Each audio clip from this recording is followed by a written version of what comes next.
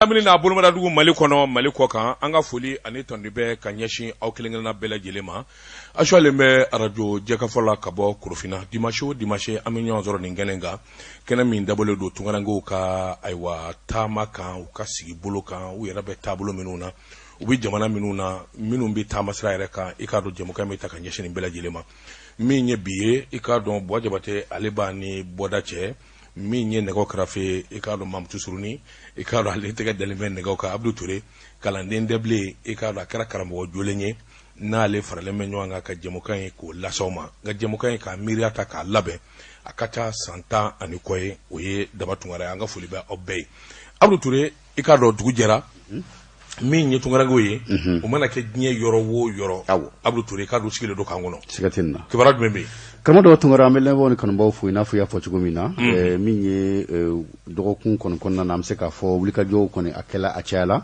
janko ni dɔgɔkun in na taamadenw ka kɔɲɔw la an hakili bɛ to fɛnba fila de la o fɛn fɔlɔ dɔgɔkun tɛmɛnen an ye a kuma fɔ n k'an bɛ ji da sɛnɛ kan nin dɔgɔkun in na o de ye k'a fɔ ko min kun kɛlen bɛ ka taamadenw sɛgɛn fo ka taa fɔ a to ten n'o kun ye min ye carte ɲina o gɛlɛya ye an bɛ se k'a fɔ o gɛlɛya o dugala sabula an ka jamana premier ministre ale ye ministre fɛn da bɛ se ka don a ko la a ye ɲɔgɔn ye kɛ n'u ye k'a lajɛ fɛɛrɛ jɔnjɔn ka se ka sɔrɔ a ko la ministre min bɛ malidenw tɔgɔ la minnu sigila jamana kɔkan na ka taa se an ka jamana kɔnɔna ko ministre ma ani sécurité ni protection civile ka taa se min ye décentralisation administration territoriale ka taa se ministère so min sigilen bɛ affaires étrangères tɔgɔ la ani ministre naani bɛ ɲɔgɔn ye kɛ ka bɛn a kan k'a fɔ maa minnu bɛ yen nɔ k'a fɔ ko olu ye arabe kɛ ka kɔrɔ n'i n'a bɔla kɔrɔlen a tununa walima a filila e yɛrɛ voyage la i bɛ fɛ k'a falen i ye kura kɛ a yira k'a fɔ k'i kɔrɔlen dɔ kɛ ko solution t'a la a ka lajɛ a kɛ ka d'i ma i ka se ka kelen sugandi n'i ye kelen sugandi o bɛ tugu i nɔfɛ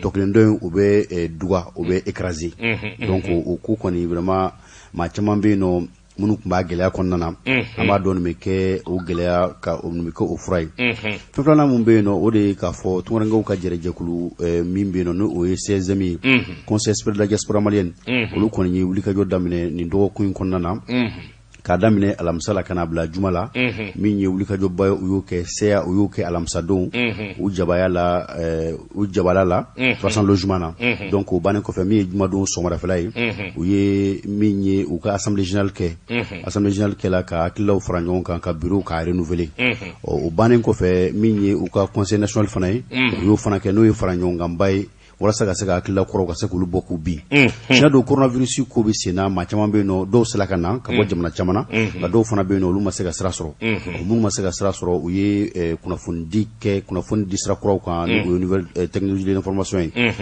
Zoom kan maa caman tun bɛ yen nɔ minnu dadula baro la k'u to yɔrɔ jan donc an yɛrɛ kɛlen bɛ k'u wele bi ala ma basi kɛ u bɛ kɛ sira la nin waati in na sɔɔni u bɛna kumaso la sɔrɔ fɛn minnu bɔra kɔnɔna na an na o peuple tigɛlen b'aw ye. Bien. Alors, Abdou, i k'a dɔn i ye kɔrɔfɔ min fɔ a ɲɛna i k'a dɔn min ye CSDM ye jɛrɛjɛkulu filanan min sigira malidenw ye maliden minnu bɛ taama na walima minnu bɛ jamana kɔ kan i k'a dɔn u ka ɲɔgɔn ye in kun bɛ tali kɛ ka ɲɛsin sa ma baara minnu kɛr'u fɛ ani ɲɛmaso k'a falen ɲɛmaso falenni i k'a dɔn Mamadu Serifa Hayidara i y'a dɔn ale de taara toujours ka kɛ i k'a dɔn ɲɛmaa ye bureau tɔ i k'a dɔn fana o dɔnnen don an kun ye wele bila CSDM i k'a dɔn a mɔɔw ma i k'a dɔn dɔ bɛ u ka lasigiden min bɛ Amérique ani ayiwa min bɛ yen nɔ n'o bɛ Congo min fana bɛ Congo ani mun bɛ Faransi maa saba u kan ka an sɔrɔ kumaso kɔnɔ alors i k'a dɔn olu de bɛ retard la n'o tɛ an kɔni anw labɛnna alors i k'a dɔn de toute façon an kɔni kɛlen bɛ k'a fɔ minute 5 d'u ma Abdou i k'a dɔn CSDM ko maa bɛ se k'a fɔ hakaja i k'a dɔn u ka wulikajɔ ni cɛsiri i k'a dɔn a fanga a yera u ka wulikajɔ ni cɛsiri i k'a dɔn a barika bonyana ka sababu kɛ ayiwa min kɔni ye ayiwa wulikajɔ ni dɛmɛ ye tɔn in sigira o de kama ka ɲɛsin maliyɛnw ma maliyɛn minnu taamanen don an bɛ se k'a fɔ CSDM kɔni jɔngwala u ka san 5 i k'a dɔn baara yera maa bɛ se k'a lakali o tuma an bɛ foli ani tanu kɛ ka ɲɛsin CSDM a kanuba a n'a lapasabaw a n'a tɔndenw an bɛ foli kɛ ka ɲɛsin u kelenkelenna bɛɛ lajɛlen ma Abdou e ka do da sira ma visa ko de aywa min ye carte ni nay o de gele ka bo kosobe ka nyashi malido ma jango malide minu sigilen be tungana jango malide minu be nu ka sebengo gelalen be malide minu be e ka do ni mugo be sebewna jamana wara sebewna o ti sora abada ni tama sebete min ye passeport yi passeport dum fana te soro e ka do ni carte ni nate o carte ni na kera gela bay ko sena min ye gouvernement yi premier ministre e ka don Mokhtar Wane a yakli jaga bo minge même se ka to anga jamana do bi lafiya akara ko sabatilen bay kuma be gouvernement fo ka walen mando anya fo tugo mi e ka do anga ma wolelu baraka se kala ka chunju o yani soni je e ka don andafale na ye min ye babu ye ka boka bi abdi ka don wajibi do anga ambaraka nyo do be Amerique e ka do to de ko jokolo kulubali e ka don ale ye aywa kuna foni dilay abi baraka malika lasigi de zola kunu wa ya wele ka sɛbɛnfura caman ko ambassadeur a gɛn bon ambassadeur a gɛn a fɔli ya an bolo wajibi mais ambassadeur a gɛn mun na i k'a dɔn mun ni mun tɛmɛna ani ambassadeur cɛ i k'a dɔn a ye sɛbɛnw caman WhatsApp fɛ a gɛnni sababu alors ka taa se ko wɛrɛ minnu donna na ani ale yɛrɛ ye mun de kɛ yanni sɔnnidiya an b'a yɛrɛ wele i k'a dɔn a ka se ka ɲɛfɔli k'an ye min donna ani ambassadeur cɛ bon an ka hakili jagabɔ sabula tunga fɛ taa ka gɛlɛ bon ni bi baara jɔlen na fɔ Amerique Washington DC Mali ka lasigidenso la i ka gɛn alors anw kɔni tɛ ayiwa maa jalaki an b'a ɲɛɲini ɲɔgɔn bolo yanni sɔnnijɛ ani jukolo fana bɛ ɲɔgɔn sɔrɔ o bɛɛ bɛ naamu ka taa da i k'a dɔn an ka maa weleli n'o ye CDM a bureau ba ye i k'a dɔn maa minnu welela i k'a dɔn yanni sɔnnijɛ n'u bɛ ɲɔgɔn sɔrɔ n b'a da i tulo kan k'a fɔ jɛmukan ani Africa Television faralen don ɲɔgɔn kan o jɛmukan k'o labɛn nɛgɛw kɛrɛfɛ Mamutu yanni sɔnnijɛ i k'a dɔn yanni an ka maa welelenw ka dafa kɛnɛ kan a lajɛ i ka fiɲɛ duuru an sen kɔrɔ bien alors nɛgɛw kɛrɛfɛ an y'a fɔ cogo min an bɛ taa New York yanni an ni CDM mɔɔw dafalen ka ɲɔgɔn sɔrɔ i k'a dɔn an bɛ taa New York Jokolo Kulubali maliden do min n'a tun bɛ kunnafoni di kɛ Bamakɔ yan a lakodɔnnen don kosɛbɛ i k'a dɔn an juru baarakɛɲɔgɔn don nka kununko a ye kunnafoni min cun i k'a dɔn an b'a fɛ k'a ɲɛdɔn Jokolo Kulubali Washington District Jokolo an tile amba daba tungara ani kile erebe marhaba Kulubali amba tungara bon iye kunnafoni dɔ cɔanga kunungo an ma fɛn faamu alors i ko ambassadeur i n'o de bilala ɲɔgɔn na e bi baara kɛ ambassade la a y'i gɛn bon gɛnni kɛra ka da mun kan yɔrɔ foyi tɛ kɛ gansan tabarikala o ye tiɲɛ daba ka aw fo k'aw lamɛnjɛkulu fo ni mɔgɔ bɛ ɲɔgɔn na ni a kumakan bɛ se yɔrɔ la i ta tɛ se a ka tiɲɛ ni a ka nkalon o bɛ i ka tiɲɛ ni ka nkalon datugu i bɛ wele ma da de kɛ tiɲɛ bɛɛ k'i kumakan lamɛn journaliste an ko ma de ko SAP système d'alerte précoce ka kuma surunya ne bɛ ambassade la ɲina an y'a san 9 ye juma don sɔgɔmada fɛ ambassadeur ye n wele ko n kana k'a mago bɛ na ani a ka conseiller Alassane Diallo, premier conseiller, ani colonel major Sori Ibrahima Kone, ani comptable. Ako ma Jokolo, il est semaine donc journal le 5 secondes, le 15 janvier. Il est gouvernement la Boussi. Donc on est Kangar Daye, ni Moro Blaka, Iwele, ni Fen Chamanfie, ou il gouvernement la Boussi, il fait mon fournia, Bessaga, ni Bangoko Kalondo.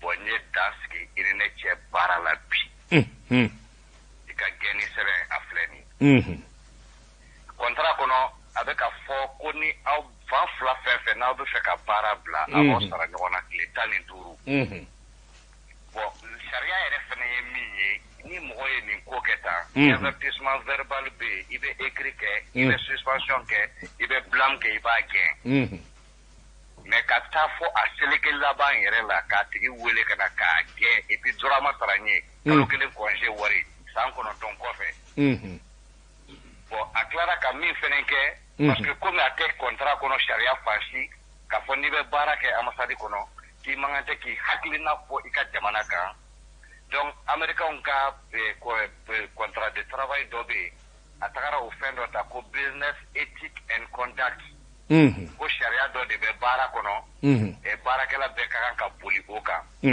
bon yan sariya yɛrɛ fɛnɛ na ni i bɛ mɔgɔ ta baara la don min na u b'a fɔ ko palisi o ye sariya fɛn fɛn bɛ baara kɔnɔ minnu kɔnnen don munu yamariyalen do a tigi bɛ contrat signé don min i b'o d'a ma ka tila k'a ɲɛfɔ a ye ne san 9 ye nin ye ma papier ye fɛn ma fɔ n ye n t'a dɔn min b'a kɔnɔ n bɛ ka taa ni Mali sariya ye parce que an bɛ mara ni sariya fila de ye i wolodugu ani sigiyɔrɔ sariya. Bien. Alors, Jokolo, dis-moi, Fali Bougali est qui nga ki dabira la ka kin i b'a sɔrɔ a y'a damata ko kɛ.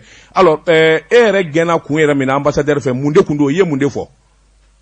Ne ye article dɔ de kɛ le 15 janvier 5 kɔnɔ. Quand j'ai dit que ngo CNT, CNSP ngo o jaabe kan ka biri Mali jamana marali tacogo sira ɲumanw kan.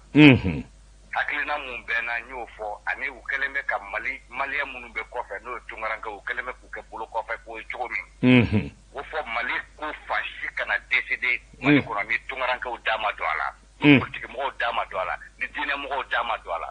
Ma kuma jugu wɛrɛ foyi fɔ n y'o de fɔ. K'a fɔ i bɛ jamana mara ka ni mɔgɔ hakɛw bɔ a jamana marali la i bɛ taa ci woyo fɛ a tɛ ɲɛ i bolo. N y'o kangarida de k'u ye kuma fa n'a ba filɛ n ye article ci yɛrɛ ma le 15 janvier a bɔra a bɛ 5 kɔnɔ donc bɛɛ bɛ se ka taa n yɛrɛ ka page ka Jokolo Kulubali i b'a kalan fanini t'a kɔnɔ banini t'a kɔnɔ foyi t'a kɔnɔ et puis n tɛ diplomate ye sariya tɛ n kan min bɛ n daminɛ n tɛ fonctionnaire de l'état ye sariya tɛ n kan min bɛ n daminɛ n taara yan nɔ de ni malien communauté ɲɛmɔgɔ de ye kɛra malien ka président ye Washington bɛ au conseil des maliens de l'extérieur fɛnɛ na n y'o secrétaire à la communication ye ni politique mɔgɔ fɛnɛ ye donc ne m'a dɔn fɛn min bɛ se ka ne bali ko n tɛ n da don n ka jamana ko la k'o ɲɛfɔ daba ma surunya la kɔni. Bien. Alors, Jokolo, i ka dɔn an kɔni an ni jɛra baara la Mali kɔnɔ a ka ca san 10 ye i taara Ameriki an b'i dɔn an b'a dɔn i ye kunnafoni dilangana ye kunnafoni di ka di ye kosɛbɛ i kɔni taara Ameriki yen kɛr'i sigiyɔrɔ ye ɔ min ye baara yɛrɛ ye ka taa fɔ ambassade la i bɛ baara kɛ ye i k'a dɔn o fana dama maana ye ɔ nka nin n'a ɲɔgɔnna ko n'a cunna ta wajibi don an fana kan i k'a dɔn an ka sɛgɛsɛgɛli kɛ ka ɲininkali kɛ i k'a dɔn sarabolo ni ayiwa fɛn minnu bɛ yen ni o kan ka jɔ an n'o ɲɛɲini n'a sɔrɔ keleku ni jalaki bɛ min na an b'o fana ɲɛɲini. A ka di n ye a ka kɛ ten tiɲɛ ka bange tiɲɛ bɛɛ k'a dɔn. Nka kuma kɔni diɲɛ ye min ye i k'a dɔn ayiwa ni maa min baara kɛ lasigidenso la lasigidenso kɔni bɛ komi jamana dungare ye i k'a dɔn bɔn a ko anw m'a ɲɛdɔn an bɛ maa kalannenw ɲininka k'a sɛgɛsɛgɛ i ye sɛbɛnni min kɛ fana i y'o sɛbɛn caman an bɛn'o fana kala k'o fana kɔnɔko lajɛ i bɛ weleweleda jumɛn kɛ Jokolo Kulubali k'i to Washington. Bon n bɛ min fɔ. N bɛ weleweleda min kɛ n bɛ bandaw de wele sisan. Parce que mɔgɔ min ye ne gɛn nin n bɛ dakuruya kelen bɛ fɔ dɔrɔn ka bɔ aw ka kuma la min ye ne gɛn n'o ye Mahamadu Nimaga ye. Le 12 août mɔgɔw ye Karim Keita neni réseaux sociaux kan a yɛrɛ bɔra ka Twitter kan ka maliyɛnw neni k'u ka ɲɛngoya ni hasiriya dabila ko dɔ kɛra juguya la ten k'a t'a dɔn buna hadamaden bɛ se ka nisɔndiya sɔrɔ mɔgɔninfin yɛrɛ burujali la n'o ambassadeur min bɛ Mali représenté ale de ye Mali jafilɛ ye ale de bɛ Mali président représenté n'o yɛrɛ bɔra k'o k'a ka page Twitter kan ka tila k'a fɔ k'ale b'a ka baarakɛden dɔ gɛn k'o ye kuma fɔ Mali fɛn ma sariya ma daba ko bandaw k'a lajɛ ale ni ne jɔyɔrɔ ani an ka hakɛ ye min ye n b'o de fɔ dɔrɔn n bɛ bɔ kuma la parce que n'i y'a ye n tɛ fɛn caman fɔ aw ka taa ko de don. Tout à fait. Ambassadeur min bɛ bɔ ka maliyɛnw neni ko u ye président den neni k'o lafasa n'a y'a sɔrɔ o fana ye ambassadeur baara ye k'a fɔ ko ne Jokolo Kulubali fana tɛ se ka kuma ayiwa ne kabi b'a ɲɛmɔgɔ de tɔn filɛ ko bandaw k'a lajɛ joona an ka nin kɛ soko ye an yɛrɛ dama ni ɲɔgɔn cɛ san'a ka taa nɔ tɛ n'a taara sariya la an si tɛ gagné Mali tɛ gagné ne tɛ gagné. Merci bien ala kana se o ma a ka kɛ ni hakili i Kulubali ni ala sɔnna waati wɛrɛ an na i wele kunnafoni wɛrɛ minnu mana bɔ a la diɲɛ maa ka se k'a mɛn Kulubali. Tabarakala tunkara ala k'aw bolo mɛn aw ka baara la. Merci bien Jokolo. Alors Abdou Jokolo Kulubali n y'a f'i ye cogo min Mali ka lasigi maliyɛn don min ni anw jɛra baara la yan i k'a dɔn a mɛnna a taara Ameriki a bɔra ka kɔrɔfɔ minnu fɔ i y'a mɛn a ka kuma laban ko Kami b'a ɲɛma tɔnfilɛ o ye tiɲɛ ye Kami n'a ma ɲɛ k'a bɛ ɲɛma tɔnfilɛ a kana kɛ Kami fiyentɔ ye n'o tɛ i k'a dɔn a bɛ taa di a fabaw ma min ye nin ko in ye k'a dɔn a gɛlɛyara sabula Malidenw Maliden n'a bɛ jamana kɔ kan n'a fɔra k'i gɛnna ka bɔ baara la cogo dɔ la an dɔ poche bi jɔ sigatina o nga diɲɛ yɔrɔ o yɔrɔ sariya de kan ka boli sariya ɲuman de kan ka boli o fili don wa sariya a kɛra sariya kɔnɔ wa an n'o ɲɛɲini Abdou i k'a dɔn joona joona min ye 16 min ye k'a dɔn ayiwa an ka maa welelen maa fɔlɔ dunna an b'a fɔ ka waleɲuman dɔn a k'i tɔgɔ ni i jamu fɔ an ye alors ani jɔyɔrɔ min b'a la 16 kɔnɔ. Merci beaucoup Daba, merci Abdou. Ne fɔlɔ de filɛ ka na jɛ ka fɔ fɛn kɔnɔ mais e Daba n b'i fɔ kosɛbɛ ka Abdou fɔ parce que ne kɔni ye mɔgɔ fɔlɔ minnu dɔn média ko la 16e kɛrɛfɛ a kɛra aw ye a kɛra aw ye dɛ tout à fait aw ye n sɔrɔ Paris ayiwa an ye ɲɔgɔn sɔrɔ 16e siège la siɲɛ caman fana a ka ca donc n ka foli b'aw ye ne tɔgɔ Magan Sidibe ne ye 16e bolomafara min bɛ France ne ye o dɔ ye n nana 16e kɔnɔ Mohamed Cherif ka yamaruya kɔnɔ a ye n ye an ye baro kɛ a ko ko n k'a dɛmɛ donc n sɔnna k'a dɛmɛ en tant que conseiller presque an filɛ o san 3 de filɛ nin ye sisan tout à fait bon nin waati kɔnɔ an y'an ka tɔn réunion baw kɛ u b'a fɔ min ma conseil d'administration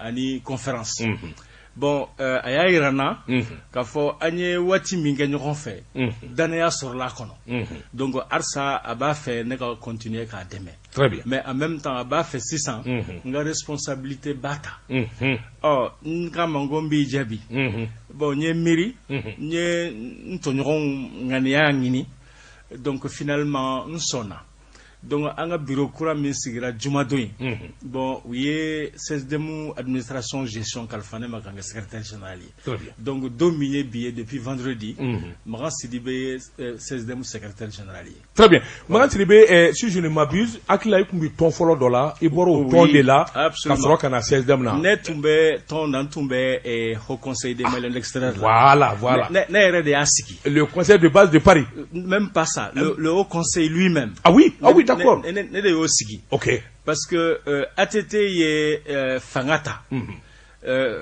maître Demba Diallo ala ka hinɛ la o tun bɛ bourse du travail kɔnɔ a tun bɛ révolution coordonnée vers les coups de minuit 30 ne y'a mɛn RFI la k'a fɔ u ye Musa Traoré minɛ n y'o mɛn dɔrɔn n ye télégramme dɔ sɛbɛn k'a ci Demba Diallo ma n ko maître an minnu bɛ jamana kɔfɛ anw b'a fɛ sisan tɔn dɔ ka sigi anw kama anw ye bon n ye fɛn dama damaniw fɔ mais o tun b'a kɔnɔ donc o télégramme sera tuma min maître Demba Diallo n'o télégramme sera CSTP exact voilà donc CSTP u ye conseil au conseil dilan o télégramme de hukumu kɔnɔ et ça c'était en 91 ça c'était en 91 après Maliens nana u ye au conseil sigi u y'a sigi tuma min an seginna ka taa Paris ne ye kalo 11 kɛ ni jɛɲɔgɔnw an bɛ kan ka tɔnw bɛɛ fara ɲɔgɔn kan an ye au conseil bolomafara fɔlɔ sigi en 1992 le 25 mai 1992 à Paris ne kɛra a ɲɛmɔgɔ ye donc n kɛra Maliens ka président ye n ka mandat banna n bɔra ensuite notre grand frère le feu Diadie ala ka hinɛ la ya rabbi Sumare oui Sumare ye fanga ta a ye san 10 kɛ après a seginna ka na ne ma ko a b'a fɛ n ka remplacer donc n sɔnna ka remplacer mais ne y'a remplacer élection tun ka kan ka kɛ ne ni min cɛ à la veille de l'élection o bɔra k'ale tɛ élection na bilen ko parce que anw ka kan an ye ko dɔw kɛ k'ale ma jɛ n'o ye bon anw kɔni an ma élection in bɔ a ma an ye élection kɛ ne gagnera kura ye après ale fana ye tɔn wɛrɛ sigi k'o tɔgɔ da ko conseil de base des Maliens de France o y'a sɔrɔ ne nana tugun ka segin ka kɛ au conseil des Maliens de France président ye donc o dualité min kɛra o ma diya ne ye donc ne démissionnera n ka premier adjoint o ye fanga ta donc ne démissionnera depuis ne démissionnera o la n ma taa fan si fo waati dɔ tɛmɛna n bɛ kan journaux fin publiera Mali kono ni tungaranko ka ko fora akono mbo journaux luta ko lube compiler ko mara après un jour ni journal do Kalan on commencera ka fo ko 16e ka sigili obna kesbabu yaye ka coaching donc nyoyet mami ni tribune de Seben ni tribune de Seben ka publier info 7 kono président ni au tribune de Yé aye ngini ka téléphoné depuis au Kera amignon fait faut qu'on a sebima. Alors, voilà mon histoire. Très bien, alors une très belle histoire. Alors quand même, et franchement, du Haut Conseil au CEDEM, moi je pense que c'est le même combat. Dorete Malia Minumbi, Jamana Kokan, Sirbe, Carlo, Akabara Talmeka Nyoshoma. Alors dis-moi concrètement, Aka Congrès Minkera, concernant nous CEDEM Ka Congrès, est-ce que honnêtement vous êtes satisfait? Énormément satisfait. Moi personnellement, je suis aux anges. Pourquoi? Parce que, comment d'autres me kanga fort? Abe fo fama ouye, antinye ba ou tu me kanga comment de fort? Ou ko ka fort, ko 16e ye, ko ki vide, nta do se ka fort, mamana na chikomi. C'est-à-dire que. Barkun Langolo. Voilà. Parce que moi, encore, Chérif Drone do, abe plateau, quand abe fait na ko 16e danyoye. On dalembala, ka fo 16e dantoye. Donc, ni fait mounou kera. Jamano bi nani, ani jamana segi. Mounou masekana, ils étaient en vidéo avec nous. Donc, fama ou nana, ministre ou chaman nana, ambassadeur de France nana, ambassadeur d'Amérique nana, ambassadeur d'Espagne nana, Union européenne nana, OIM nana, bela jelenya et 16e yemini. Para minkera, un rapport, on a un rapport en papier. Bon, ensuite, on a eu aussi un film fitting de pour faire la synthèse. Donc, on a fait depuis Jumado, il faut qu'on ait 600. Téléphone de Benane Madongo, donc à fois, vraiment, on est à Ouye-Barake. Très bien. Donc, Danaya en a 600. Ka Sembentia, ka Franca. Donc, nous, on est vraiment contents. 16e maintenant, et peut-être, 16e qu'elle est donc, parce que 16e terrier. Bon, 16e, il y a à Follow. Il y a 600 francs. Et refana c'est la différence de follow les Sanchez. Oui, tout à fait. Tout à fait. Mais non, à Fobra et ça vraiment je m'beau fort parce que le jour où Maman Chérif Aïdara m'a approché, quand il m'a parlé de ce projet Kafo ou Bafaka Djakulu Flanasigi pour que Kamalion de même Minumbi Jamana Kokan, j'ai dit ben écoute, moi toute association, tout homme qui peut faire quelque chose pour les Maliens de l'extérieur est le bienvenu. Moi je suis de ce genre.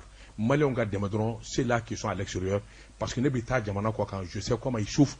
Quand il y a des associations, Tchama Manasro, Kasseka, Maliens demain, et vraiment je ne voyais aucun problème, 16e demain. C'est pourquoi j'ai vraiment participé. Absolument. Et n'importe quelle association Koura Sigira, Kafokou Maliens demain, je serai prêt à les donner un coup de main.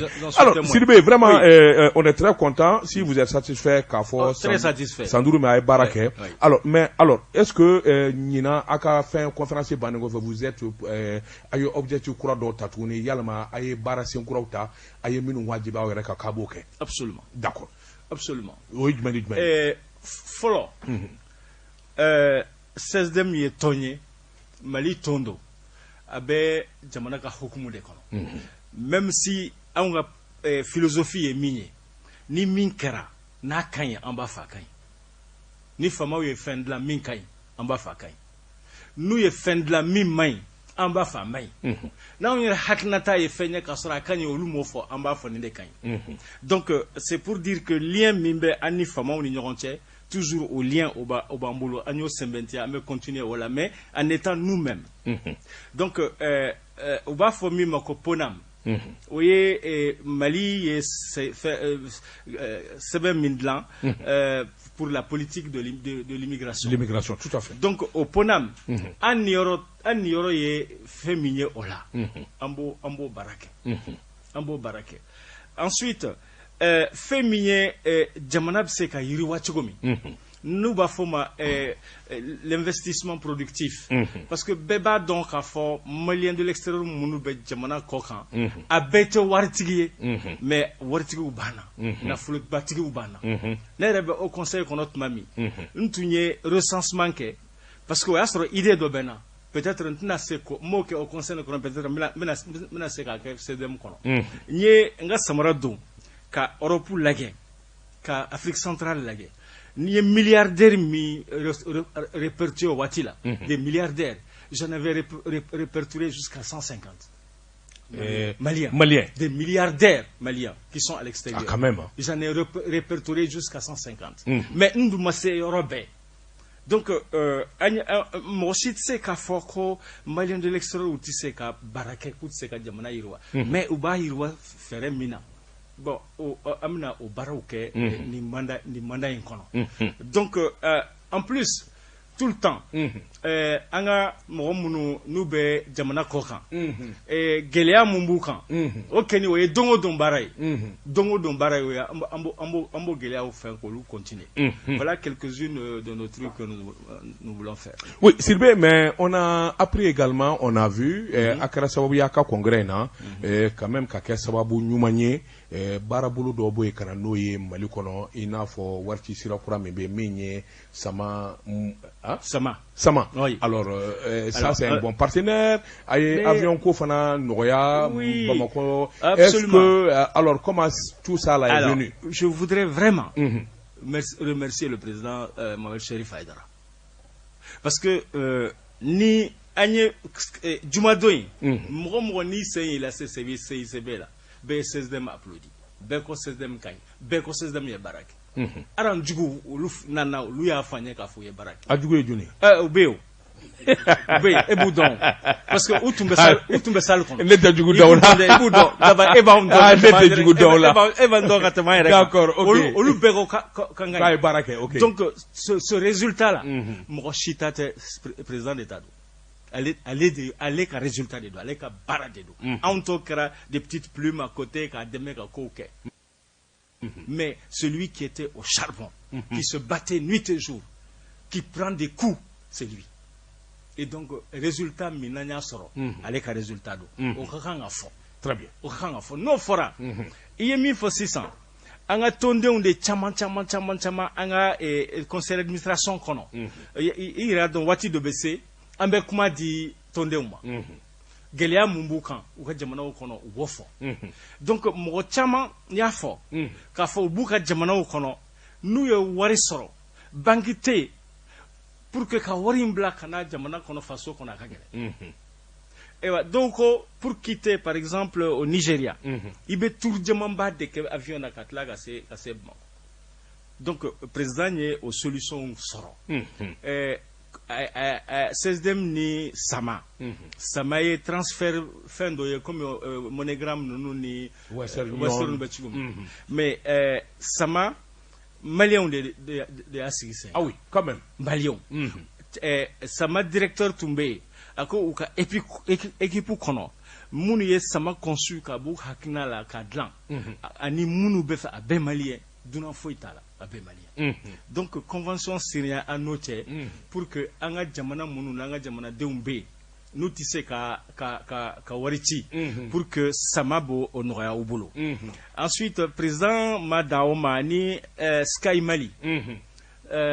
C'est une compagnie battant pavillon malien. Donc au Fana président Bekanga fin doke à nos Fanache pour que vol direct ou se sorti comme de l'Afrique centrale à Bamako, de l'Europe à Bamako. Donc ces deux préoccupations-là ont été immédiatement prises en compte. Très bien. Voilà.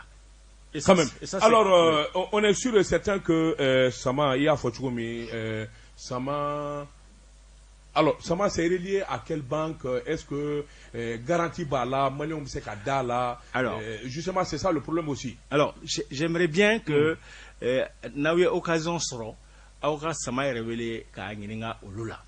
Mais nous qui sommes dans l'embala, ni à Mohamed Cherif Yaga signature douala, c'est qu'il a dû regarder les contours et tout ça. Et ça va évoluer de Yorodmeni. Et follow Kenny malien de l'extérieur ou bien ou Mantara follow. Je pense que du fait que signature Kera, il y a un partenariat qui doit être fait avec les Maliens pour que Mounouba fait qu'à installer au Karoula. Ou ni sama bekuma parce que conditions tout à fait. Voilà. Alors les zones pratiquement très difficiles qu'à Warti, est-ce qu'il y a eu le recensé? C'est les zones, certains pays du Maghreb, notamment l'Algérie par exemple. Absolument. Et certains pays de l'Afrique centrale. Et donc au lieu de très bien. Ça c'est vrai. Voilà. Ça c'est vrai. Voilà. Abdou, là on est vraiment content parce que Algérie mivo anye au kele chamanga vraiment il y a un problème en Algérie pour que kase ka wa muganchi ka bo Algérie fi ka watan duru sara. Voilà. Donc ça c'est un problème. Ça c'est un problème. Donc vraiment ni asera ka au Koglan et ça serait une bonne chose en tout cas pour les Maliens de l'extérieur. Monsieur Sidibé Icardo ambi fo ki walimando ambi doni mine kobi aka mafla be CNT là. Alors à nous ka rapport be tugodi est-ce qu'il travaille sous vous aka contrôle de kono ou bien comment ça se passe? Et mafla de be 16e ko CNT là, c'est CNT là.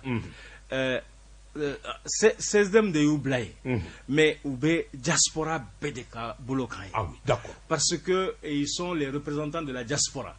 Et bah, ton de Fanabé, au Fanaga Mrobe. Bon, mais on gagne Mroflami Mambulo. Vous voyez, on y reka choy. Ou tara yeno. Ou be baramina. Ou tala 16e Kelenkama. Ou ba la diaspora BDKama.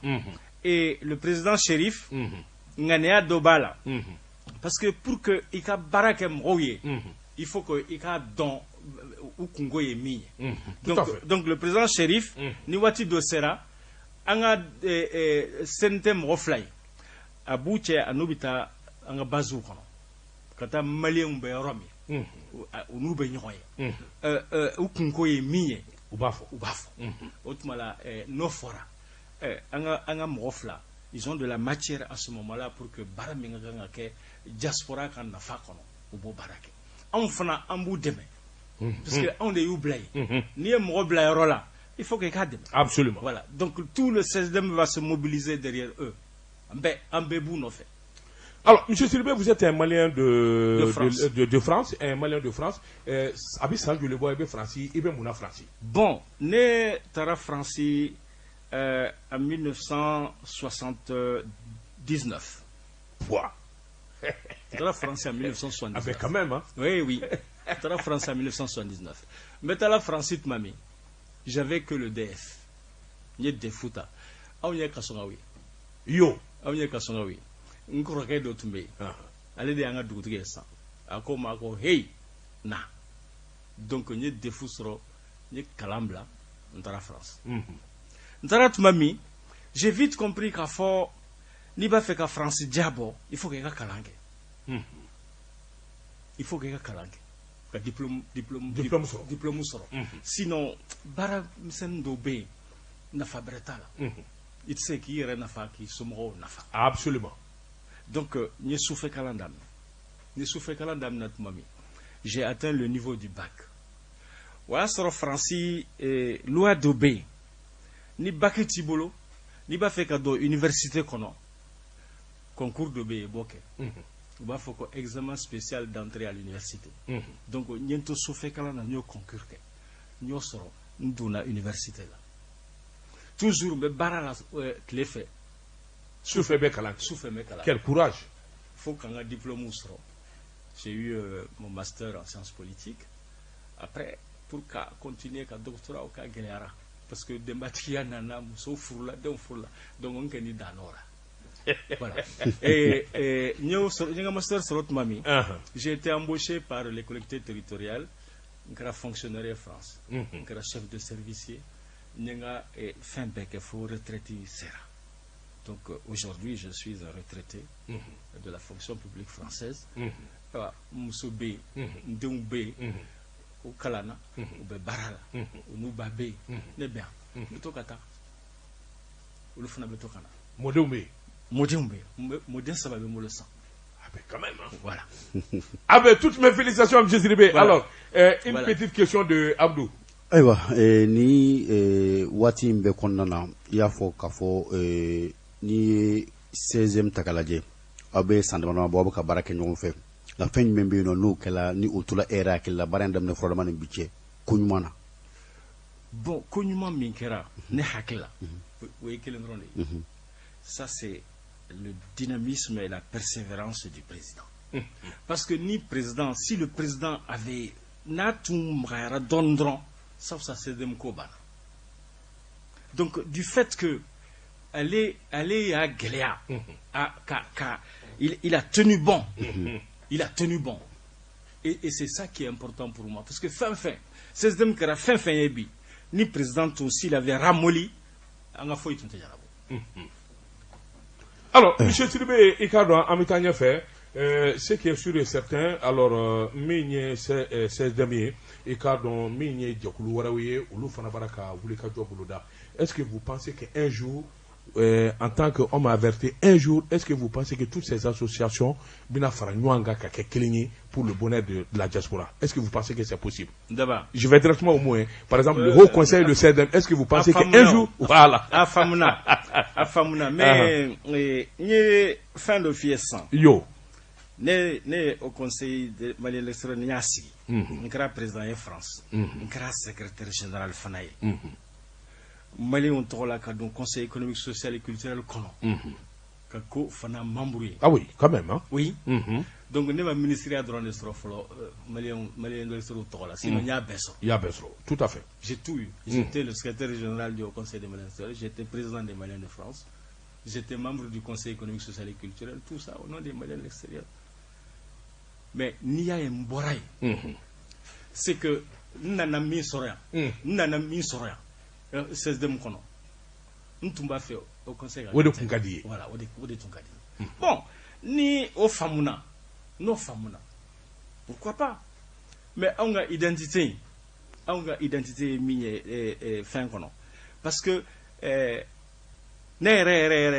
vrai que Chérif a voulu qu'un Ghana mais ni a un sona era kana Adama Traoré Sara France Montagatal de Tombé porte-parole à la Watila du gouvernement a fin de publier ko Malionte Chérif Nakamo Villa Kata quartier de Kono Makoya no Kata Iraka Foko je crois que ya moké na momso ou de Tcharane parce que une organisation qui représente la diaspora il faut que il ka fin de que feminga di diaspora mroye o jara gouvernement yo iken boke amadjaou yo iboke fanga bolu de bolu quoi le pouvoir régalien ça se trouve avec le gouvernement absolument mais ijoro e migne iboke donc oui folle flana Algérie ko nanat mami Chérif est position minta tout à fait olu be sevene mene bolo journal ou kono quand tu vas chez moi j'ai voilà donc moi je sais que Nimi m'a fait ka malien munu be jamana ko kan ku teme ou kungo e migne kana sran ko défend ni sran ko défendre ko tenya donc ka fara nyoron kan pourquoi pas mais pour quel but et avec quelle philosophie? Très bien. Alors, Adama, je crois que mais ce qui est sûr et certain, aujourd'hui, il y a un truc concret. Vraiment, on ira à Kumafoya. Ça, c'est conseil de Premier ministre Ikado Haklameta par rapport à la carte Nina, qui est vraiment un problème. Alors, Premier ministre Haklina Kurata, carte Nina pour la diaspora. Qu'est-ce que tu en penses? Alors, nous, au CSDM, on est tout à fait en phase avec le Premier ministre. Et parce que n'y a fié Tchigomi, Fangao Fanganana, ni Numanke, Ambiko, Ikan Numai Ambala Bunya, ni Djoumanke, Andaba Ambulo Ambo Fanafo. Donc, décision Miflekata, décision Yanama Dedo. Décision Yanama Dedo. Mais, Angan Joflo, parce que Amanganga dans aux décisions qu'elle aime. C'est une décision qui a l'air de régler l'urgence. Parce que en Segana, moi je connais des familles en France où ka baratiena nina ko de atu ka baratiena parce que moi c'est ka passeport renouvelé ni tu ka séjour renouvelé en France il faut que ni passeport kata en règle absolument nous connaissons des familles nina ko de ka baratiena donc ni solution sera là au la 600 ben mais en tumbo kele de là donc on est tout à fait en phase avec le Premier ministre avec le ministre de la Sécurité et notre ministre des Maliens de l'extérieur, que je salue de passage. Et le ministre des Affaires étrangères. Et le ministre des Affaires étrangères. Très bien. Voilà. Alors, juste un petit moment, juste le temps de permettre à notre deuxième invité d'intervenir par téléphone.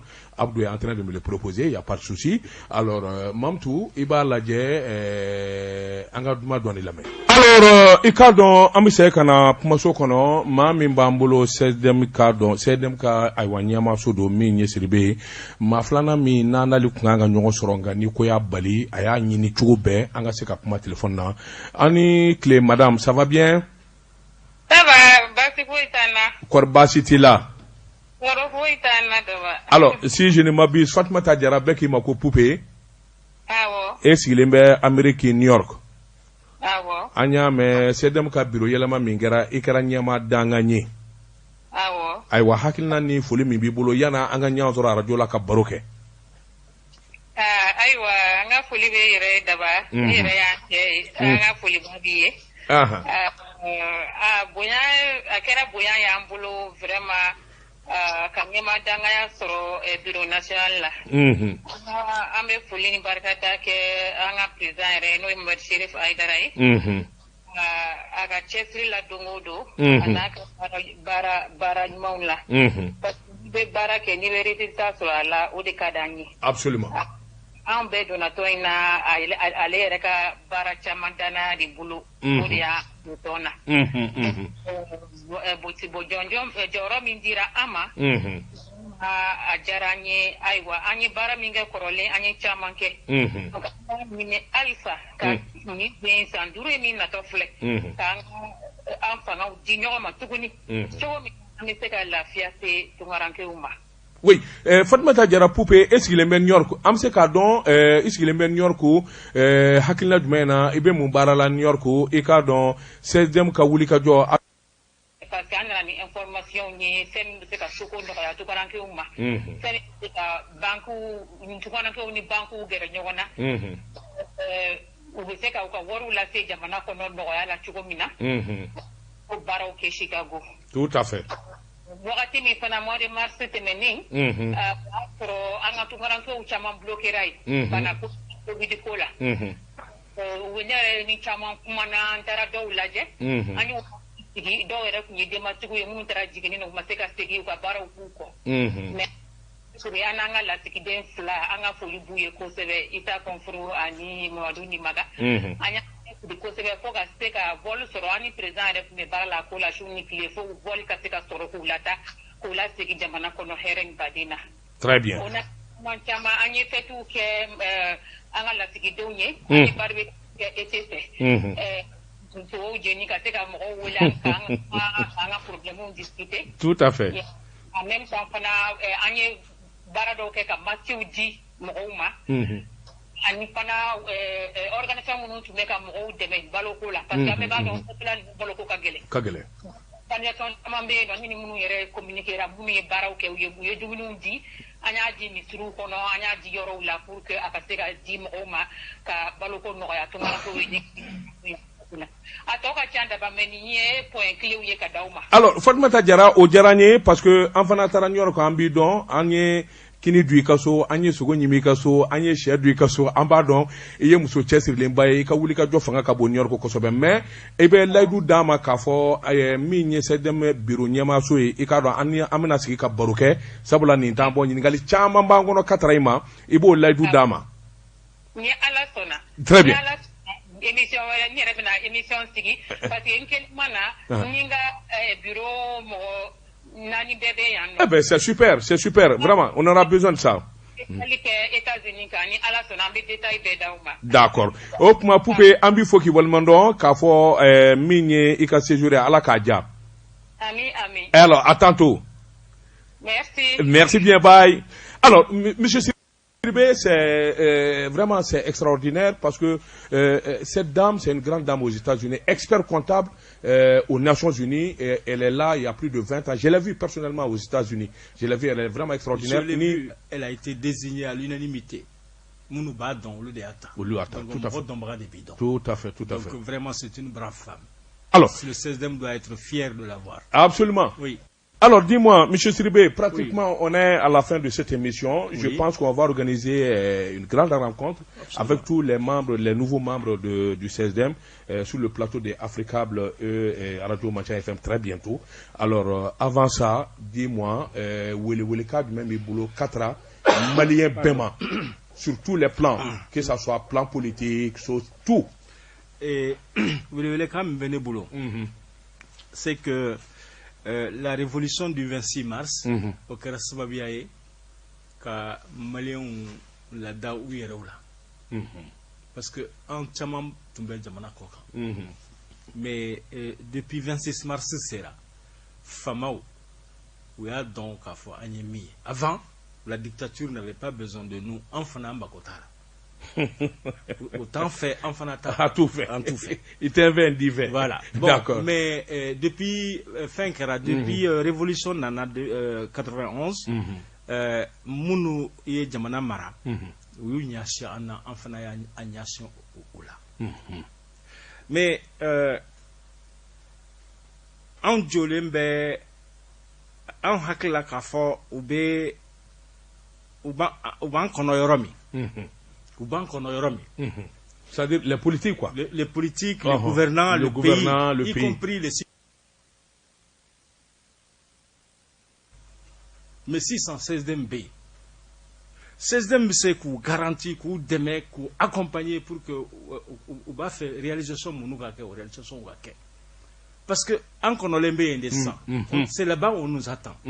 Donc, on n'est pas fait. Mounou ne à la soirée où il y a Boubolo, ou Koudjija, Siranya ou Côté ça. Ou Kana. Ou Kana, ou Nuka projet ou Kana. 16 DMB, Koudjo, Koudjeme. Très bien. Monsieur Sidibé, Ami Foki Walmandon, j'aurais juste toujours une dernière question à vous poser en tant que expert en politique, parce que yo calande que Kosovo Francis. Alors, vraiment, que penses-tu en une phrase, que penses-tu de la politique et de la transition? En une phrase. Non, pas du tout. Il y a beaucoup calande, il y a politique de calan. Donc, on va faire qu'il y ait des dollars. Bon, je pense que mon transition là, à la Domi, ils sont appuyés sur le mouvement populaire. Diamana deun de villa kajo. Parfois antenne fait amène des faits. Unana omikara, odiato unana. Donc pour que il a fait une jabi, le mingi nous faitron et ukanagi na oku. Merci bien Sylvie. Merci Sylvie. Il y avait un soulèvement populaire avec des revendications. Unana ou jantola. Merci bien Sidibé. Voilà.